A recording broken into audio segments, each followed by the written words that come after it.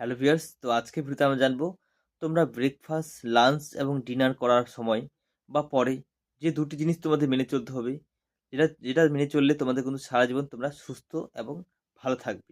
ঠিক আছে? সেই দুটো জিনিস হচ্ছে খাওয়ার টাইম তোমরা কোনোদিনও জল পান করবে না। যদি খুবই তোমাদের জল পান ইচ্ছে হয় তখন কিন্তু গলা ভেজানোর জন্য অল্প জল তোমরা খেতে পারো। ঠিক আছে? এবং খাওয়ার পর কোনোদিনও কিন্তু তোমরা জল পান করবে না। সেটা কিন্তু বিষ ক্রিয়ার সমান। ঠিক আছে?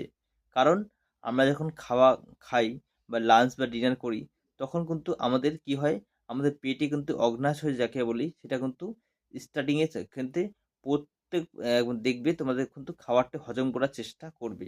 কারণ আমরা যখন কোনো রান্না করি তখন কিন্তু আমরা যদি গ্যাসে উনুন জ্বালাই সেক্ষেত্রে দেখুন আমাদের খাবারটা তৈরি হচ্ছে বা রেডি হচ্ছে। সেম কিন্তু আমরা আমাদের খাওয়া যে খাইলাম সেটা কিন্তু আমাদের হজম হতে সাহায্য করে আগ্নাশয়। সেটা যদি আমরা জল পান করি সঙ্গে, সঙ্গে সেটা অগ্নাশয় কিন্তু আমাদের জলে নিভে যায়। যার কিন্তু আমার হজমের সমস্যা হয় এবং আমাদের অনেক কিছু আমাদের শরীরে রোগের বাসা বাঁধে। ঠিক আছে? গ্যাসের সমস্যা হতে পারে, অ্যাসিডিটি হতে পারে।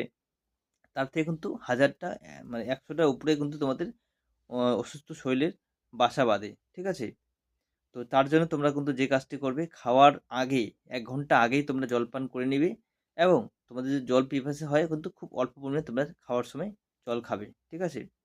২ নম্বর যেটা জিনিস তোমাদের পালন করতে হবে সেটা হচ্ছে যখন তোমরা খাওয়া-দাওয়া করলে তখন তোমরা কোনোদিনও সঙ্গে, সঙ্গে ঘুমোতে যাবে না বা তোমরা শরীর থাকতে যাবে না। ঠিক আছে?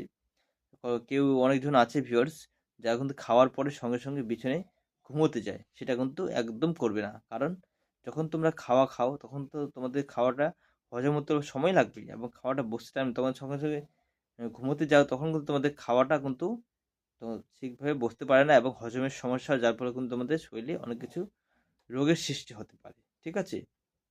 তো এই দুটো জিনিস তোমরা মেনে চলো। তোমাদের কিন্তু সারা জীবন কিন্তু শরীর সুস্থ থাকবে এবং ভালো থাকবে।